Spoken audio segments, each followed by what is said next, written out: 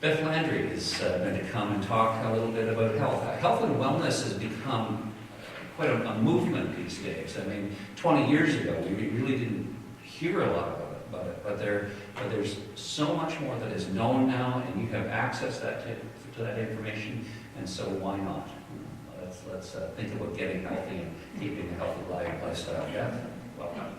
So I come from an area in health where I'm famed angled, PowerPoints and what have you. So I'm not used to speaking such without having something behind me to direct you to watch. So I'll do my best. I think I'd just like to ask everyone to stand up. Yes. I'm not an exercise leader in any way. I'm just going to ask you to take a deep breath and reach up, hands up, deep breath in, and breath out. We'll do that again. Breath in, and breath out. And we can just do a little marching on the spot. Okay. I'll get you moving. You've been sitting for a while here, so this feels good. Okay, everyone can sit down. So in the area of health and wellness, I am centered in occupational health nursing. My background is neurosurgery and emergency room medicine.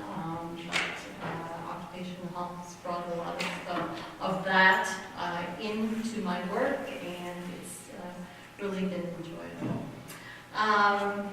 Preparing for or already facing retirement, a quote, in second adulthood, called in the second adulthood, as we pass our 50th birthday, we began to hear one another say, I'm going to take better care of myself. How many people have said that? By that we mean listening more closely to the needs and passions we have shunted aside because during our working years we were too busy. Making healthy choices is a statement we hear every day, whether listening to radio shows like CBC. I've learned as of recent, every evening I listen to CBC, there's always something on about health and wellness, or a TV show. It doesn't start as we move into retirement. It really should be something that's a part of our everyday living from our little ones as we grow up. Moving into retirement requires that we make healthy choices, as you know. These everyday choices that we make are things regarding our diet, our exercise, our sleep, managing our stress, staying connected to other people, and these, of course, will all affect our health and our longevity. Regardless of the choices we have made up until now, it's not too late to start. So leading a healthier lifestyle is better for all. Remember that your needs may differ from other people or other family members that you know, and that any lifestyle change that you're making that you haven't really had for your entire life, you've decided you're going to use the exercise bike that your daughter wants to get rid of. That's really not something that you should do without really speaking to your healthcare provider. It's something that you haven't done in your everyday life living. Research has shown that physical activity is key to decreasing the risk of disease, and that, of course, as we know, lowers our healthcare costs. And healthcare costs are phenomenal. Diabetes alone is sending our healthcare costs through the roof. If there was one pill that you could take that would promise a better night's sleep, weight loss, muscle strength, a reduced risk of osteoarthritis, reduced cholesterol, reduced blood sugars, reduced blood pressure, reduce your symptoms of stress, strengthen your heart, improve circulation, improve cognitive and memory function, and reduce risk of cancers. Would any of you take that? Well, that pill is known as exercise. And exercise is physical activity. Physical activity requirements are about 150 minutes a week. Don't have to do it all at one time. We can break that up over a week. At least 5 times a week, 30 minutes. And that 30 minutes doesn't have to be 30 minutes all at once. We can do that over 3 increments of 10 minutes through the day. But it needs to be an exercise that leaves you slightly short of breath. Where you're able to speak, but it would be in short sentences, and for a minimum amount of time, speaking of 10 minutes. The goal is to try to exercise to 75, or from 75 to 85% of your maximum heart rate.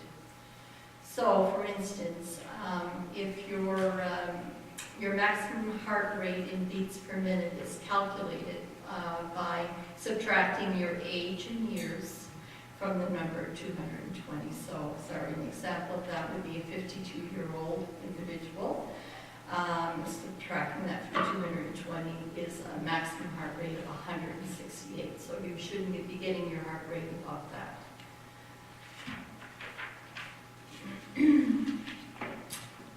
Also, as we age, we lose muscle strength. Strength training will build strong muscles, it boosts our metabolism, it improves your balance and your posture, and it helps to prevent bone loss. 2 30 to 40-minute sessions of a week of strength training are enough to build and strengthen muscles. A strength training program is very easy to do at home. You only need hand weights, ankle weights, exercise mat, a book or a DVD that will instruct you on how to get started on a strength training program. Of course, if you belong to the gym, you choose to join a gym, a trainer can certainly give you the instructions on how that should be done. Just something simple, cans of vegetables or soup or tomatoes or what have you that are in your kitchen. If you're just sitting for a few minutes, picking those up and just doing a little bit of this, that's strength training. So it's really inexpensive and it can be done at home. Of course, you need to be careful not to strain your muscles, and always, again, check with your healthcare provider before beginning a strength program if it isn't something that you've normally done in your life. Physical activity increases the flow of oxygen. So anything that we do, and what we did here tonight, actually got things going. You got more oxygen going to your heart, more oxygen going to your brain, improving your tissue function.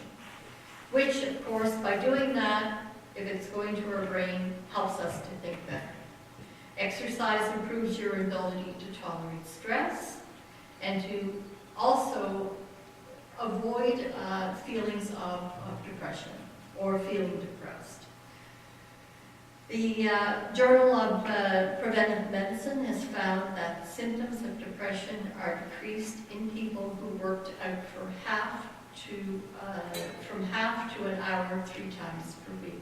And we do know that depression, again, is something that we hear a lot about.